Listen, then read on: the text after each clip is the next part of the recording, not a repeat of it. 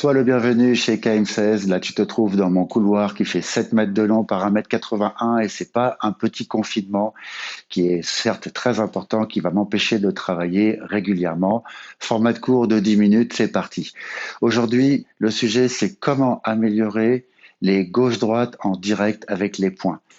Alors, tout d'abord, on va partir en position naturelle. Donc, la position naturelle, c'est la pire des situations que nous pourrions trouver dans une situation où nous serions dans une interaction non voulue. Mais pour l'instant, on ne parle pas de la rue.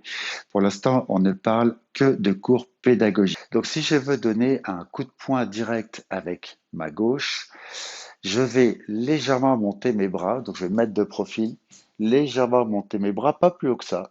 Hein, si on est plus haut, on est déjà dans l'action. Je monte mes bras pas plus haut que ça. Et à partir de là, je vais faire partir ma gauche en direction de. Je vais me mettre face à vous, ça sera plus facile à regarder. Donc je monte mes bras et ensuite mon bras gauche va venir en direction de. J'ai trois façons de frapper. J'ai la main ouverte comme vous pouvez le voir ici. J'ai le poing fermé, mais j'ai également les doigts tendus. Donc les doigts tendus ici pour frapper plus dans la gorge ou dans les yeux. Alors, quand on veut donner une gauche au visage, on va tenter de ne pas donner de signe annonciateur. Signe annonciateur, ça serait un mouvement d'épaule, ça serait un mouvement de jambe, bref, tout ce qui pourrait amener la personne que nous avons en face de nous à imaginer qu'on va intenter une action. Donc pour ça, c'est pour cela qu'on va monter les avant-bras, puis de là, on va faire comme si on faisait un décollage d'avion. Donc vous savez, un avion, lorsqu'il va pour décoller, eh bien l'avion, il va rouler d'abord sur la piste d'atterrissage et ensuite il va progressivement monter, il ne va pas monter à la verticale. Souvent, on voit dans nos cours, et c'est pour ça que je reste de profil, des bras qui vont monter comme ceci, puis ensuite on va sur zone. Je peux vous assurer que si vous le faites avec un partenaire et que vous lui demandez de, d'être dans la réaction, il va vous indiquer que dans ce cas-là, il aura vu les mains monter et dans ce cas-là, il l'aura vu aussi, mais trop tard. C'est-à-dire qu'il l'aura pris déjà sur la zone dans laquelle nous voulons frapper. Ensuite, il y a la main opposée qui, elle, va se mettre en garde. Je parlerai juste après du poids de corps. Donc là, je monte les deux avant-bras et ici, il va y avoir une séparation. Il y a bien une main qui va monter pour frapper et une main qui va monter en garde. Cette main en garde va rester juste devant le visage. Donc vous voyez qu'il y a un écart ici. Donc si je le fais là, comme ça, en fait, la main me permet d'avoir ce qu'on appelle la vision périphérique. Il y a d'ailleurs un petit travail intéressant sur la vision périphérique qui est proposé par mon ami Alexandre Xavier Kick, que vous pourrez retrouver sur le site. Donc ici, hop, je viens frapper. Ensuite, donc là, on a fait avec la gauche. Bien sûr, on va le faire avec la droite. C'est exactement le même travail.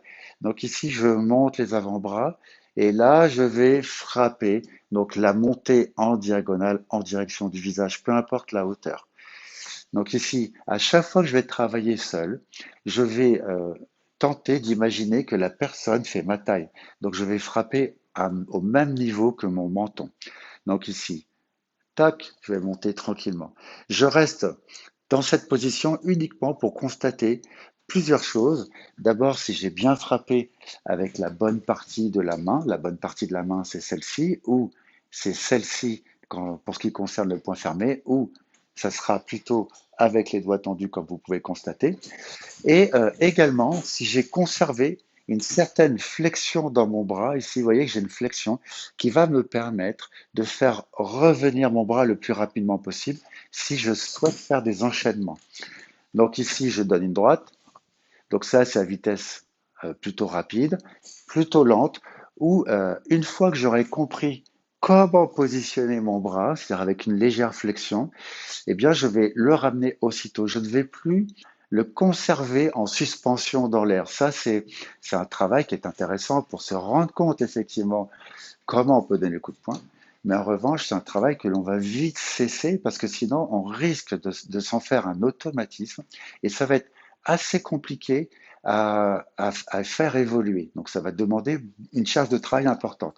Donc, à chaque fois que je donnerai un coup de poing, une fois que j'ai compris comment se positionne mon bras, ma main, mon corps, eh bien, je le ramènerai assez rapidement face à mon visage. Puisque nous avons parlé donc maintenant des bras, eh bien, comme vous avez pu le remarquer, lorsque je donne une gauche, donc ça c'est ma droite, mais c'est votre gauche à vous. Si je donne une gauche, je vais également emmener cette gauche avec mon poids de corps. Alors, je me remets de profil.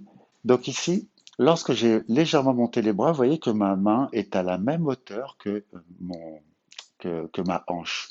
D'accord? Donc à partir d'ici, c'est là que ma hanche va intervenir afin d'envoyer d'envoyer mon bras. En gros, hein, c'est un peu comme si on décochait une flèche.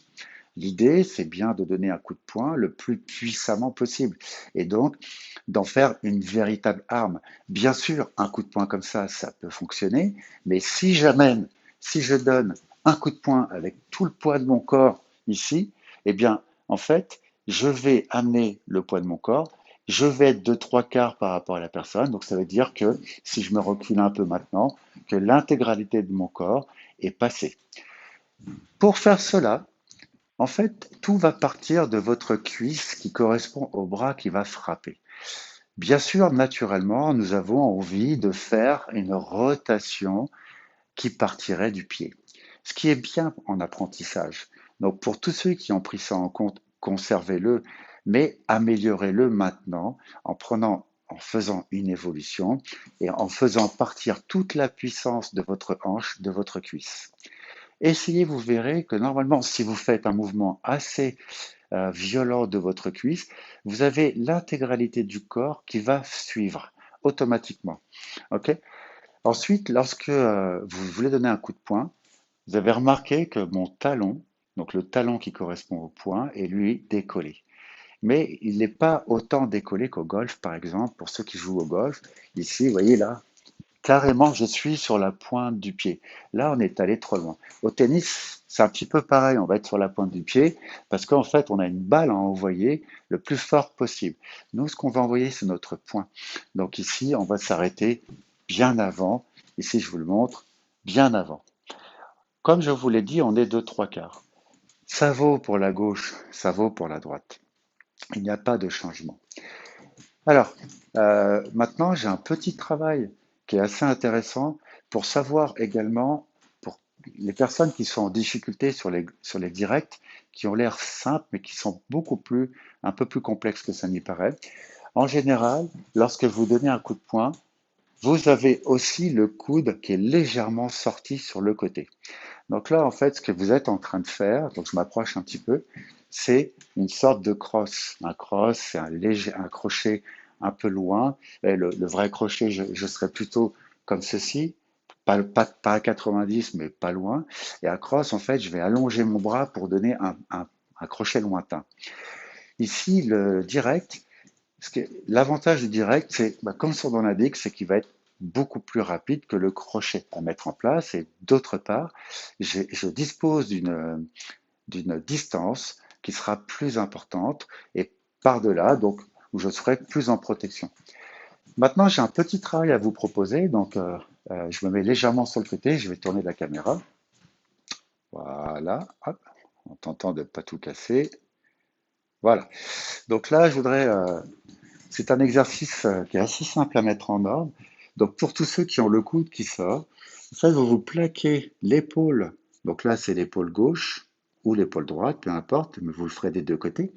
Où vous allez donc donner des gauches et des droites, comme ceci. Si vous avez le coude qui est sorti, eh bien, ça veut dire que vous donnez un cross. Donc ça vous permet de vous améliorer.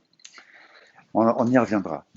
Ensuite, pour tous ceux qui voudraient également s'améliorer, vous pouvez tous les jours donner 50 coups de poing directs, gauche ou droite.